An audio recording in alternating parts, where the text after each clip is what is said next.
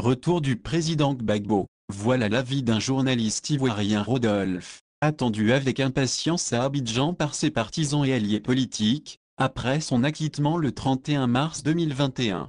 L'ex-président de la République de Côte d'Ivoire devra à son retour s'attaquer à d'importants espaces qui l'attendent, à savoir, l'unité du parti FPI et la réconciliation nationale.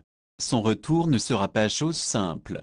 Comme se reposer, aller à Mema et détreindre un tant soit peu dans les affaires du pays loin de là, le président Laurent Gbagbo aura du pain sur la planche.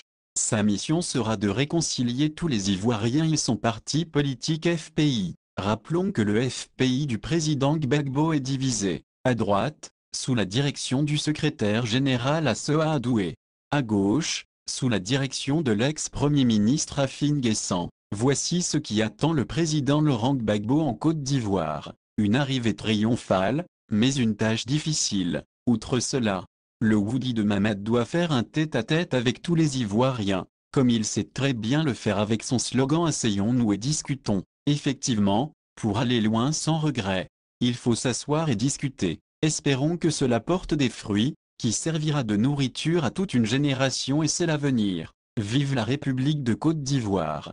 Vive la paix et la cohésion sociale! N'oubliez pas de partager dans le seul but d'informer les autres, car un individu mal informé est un danger pour la société. Source d'information, le journal national Le Quotidien de la Côte d'Ivoire. Le chef de l'État ivoirien Alassane Ouattara a quitté la Côte d'Ivoire pour un séjour en France. Le chef de l'État se rendra ensuite à Brazzaville où il prendra part à l'investiture du président élu de la République du Congo, Denis Sassou Nguesso. Ce dernier a été déclaré élu par la Cour constitutionnelle, le 6 avril dernier avec 88,40%, briguant ainsi un quatrième mandat consécutif à la tête du Congo 9 avril 2021.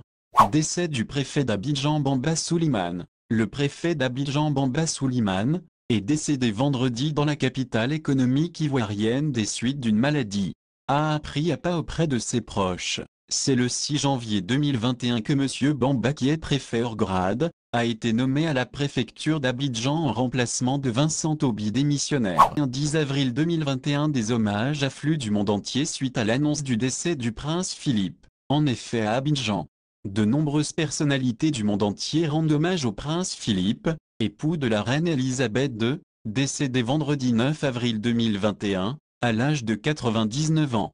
D'une mort paisible au château de Windsor, indiquent des médias internationaux. La présidente de Grèce, Katerina Sakellaropoulou, où est né le duc d'Édimbourg, a salué le dévouement à son pays du prince Philippe, publiant une photo de lui jeune sur Twitter.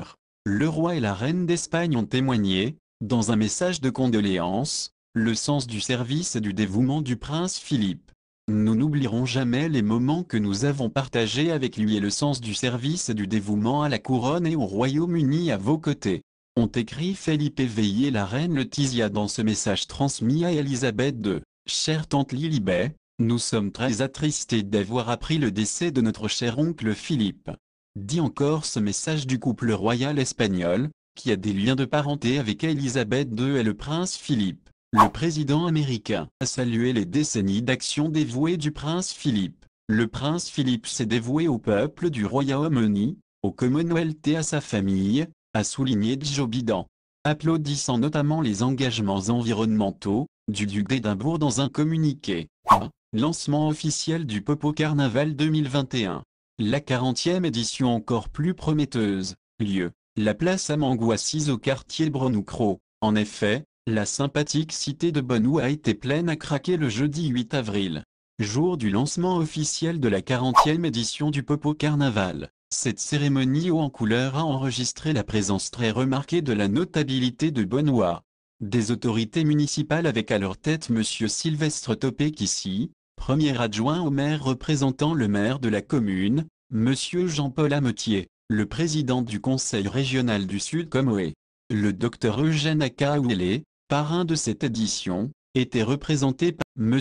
Jean D. Entre les différentes allocations, le public sorti nombreux a eu droit à des prestations de plusieurs artistes dont celle très ovationnée du collectif des artistes de Popo Carnaval dirigé par l'artiste Regaëman Nogbou Laurent. Les troupes de danse traditionnelles comme le mythique groupe Bibléa et l'ensemble chorégraphique Life ont fait vibrer le public avec leurs pas de danse rythmés. Dans son adresse, le deuxième adjoint au maire de la commune a souhaité la bienvenue à tous et justifié le retard accusé pour l'organisation de cette 40e édition. Population de Bonneoie, chers invités, chers publics. Le Popo Carnaval, qui est une institution citoyenne, sait attendre. La situation qui prévalait en son temps n'était pas propice. Certes, il y a eu un peu de retard, mais le Popo Carnaval est là. Nous vous souhaitons tout la bienvenue et que la fête soit belle, a-t-il déclaré, après l'instant très animé de la place Cadjo à Mangoua. La cérémonie s'est poursuivie sur le nouveau site du carnaval pour prendre fin par une visite guidée des stands. Rendez-vous est pris pour la course de pirogue ce samedi 10 avril. L'équipe EdoBuzz vous souhaite un très bon week-end et espère vous voir au Popo Carnaval de Bonneoie.